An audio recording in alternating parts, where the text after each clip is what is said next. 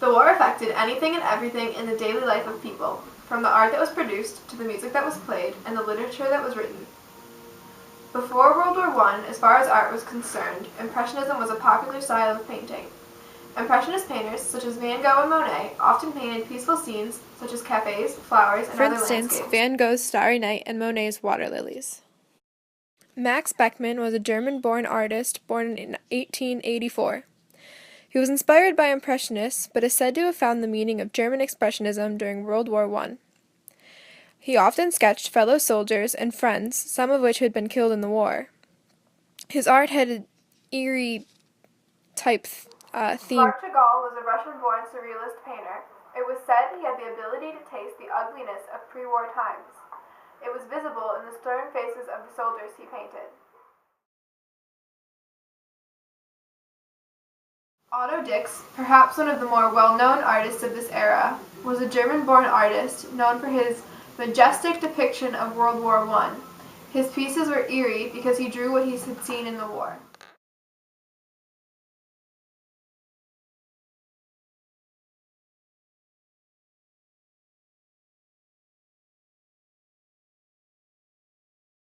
Natalia Goncharova was born in Russia. She was also an expressionist painter.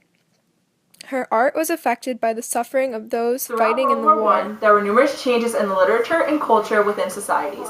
Also, there were differences between poetry created by British and German poets. Civilizations faced numerous changes in their cultures after World War I had happened. Before the war, societies were still enduring the hardships of cruel environments in their workplaces. Also, some businesses continued being involved with child labor, and ideals of classical liberalism began to appear. Throughout the war, the literature aspect of society went from being focused on literary patriotism to being focused on cynicism, pessimism, and despair. War poets such as Siegfried Sassoon and Wilfred Owen each condemned the horrors of the war and mocked propaganda from the different national governments. As the end of the war approached, irony and bitterness became major themes in most creative works. Also, post-war books such as Civilization and Its Discontents by Sigmund Freud and The Decline of the West by Oswald Spengler each acknowledged that the Western civilizations were beginning to decline compared to Eastern civilizations, which were beginning to rise ahead of a majority of Western cultures. But after the war, humanity's irrationality and civilized moral standards had changed immensely because people were affected by the horror and cruelness the war had brought. Over the course of the war, the cultures of many nations had changed drastically from the harmful factory lifestyle of before the war. Throughout the war, there were several British and German poets whose poetry differed greatly from each other's.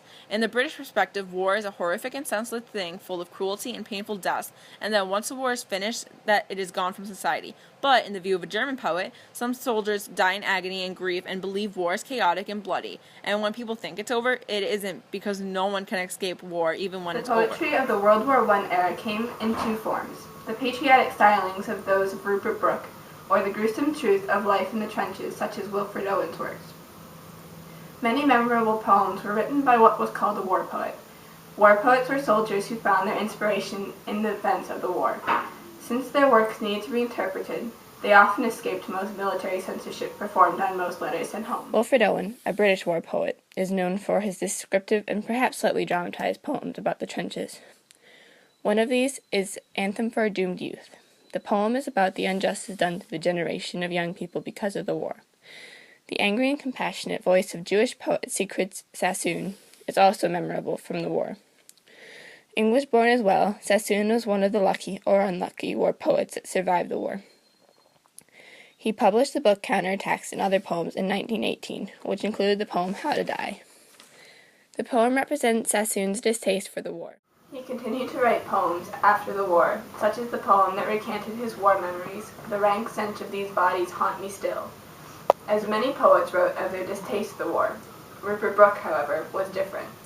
He was a wealthy-born Englishman who joined the war at its start. During World War I, most households had a piano with at least one person in each family who could play it, providing a common form of entertainment and socialization.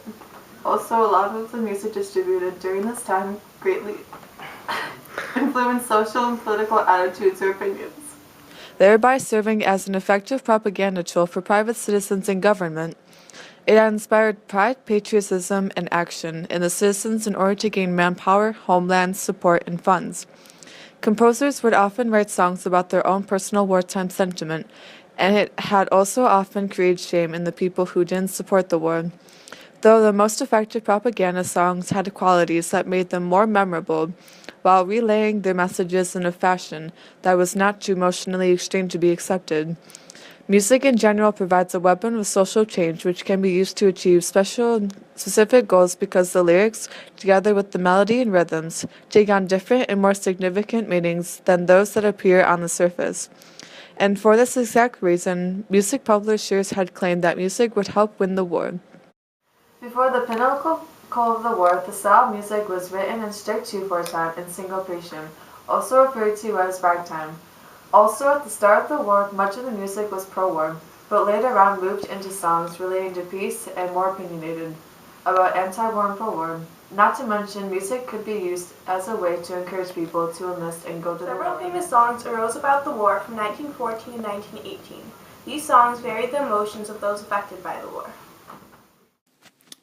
During World War I, there were numerous European composers who created many pieces revolving the effect war had on different civilians. One of the major composers of this time included a man named Ivor Gurney, who was born on August 28, 1890, and died on December 26, 1937. But during his lifetime, he composed many works that revolved around the war, including When Smoke Stood Up from Ludlow and Far in Western Brooklyn. In the first work mentioned, the first composition gave the people listening an insight into what the battles of the war were actually like. Also, in the other work, the composition could bring up feelings of sadness or nostalgia, because in the song it speaks of how when a soldier dies in a foreign country, his body will always rest there, but his soul will always return to his homeland.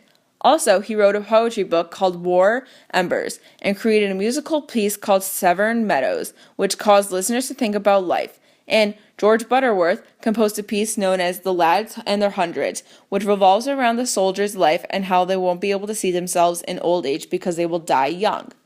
Other composers who created music during this time period included Gerard Finzi, Igor Stravinsky, Arthur Bliss, Edward Elgar, and Gustav Holst. Gerard Finzi created a piece called Eclogue during the war, but the composer Igor Stravinsky created a ballet known as The Rite of Spring. First performed in 1913 in Paris, it was a revolutionary ballet because the dancers had terrible makeup and wore dresses and boots.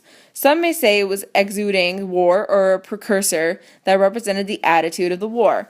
Another composer is Arthur Bliss, whose works included The Hammers, created in 1915, and The Tramps, created in 1916. One composer created a piece known as The Music Makers, made before the war in 1912, and it was dedicated to his friend Nicholas Kilber. This composer was Edward Elgar, whose work radiated feelings of freedom and happiness. The next composer is best known for his composition called The Planets, made between 1914 to 1916, and as viewers listen to the composition, they can sense feelings of drama, chaos, and as the composition continues, a feeling of something tragic occurring. Throughout the war, there were many European composers who were able to represent the different feelings that could be felt before and during the war. Overall, during World War I, there were numerous examples of art, poetry, and music that reflected all the emotions created by the war. Also, over the course of the war, cultures around the globe had changed immensely. But without these works being created, who would know where culture, art, poetry, and music would be today?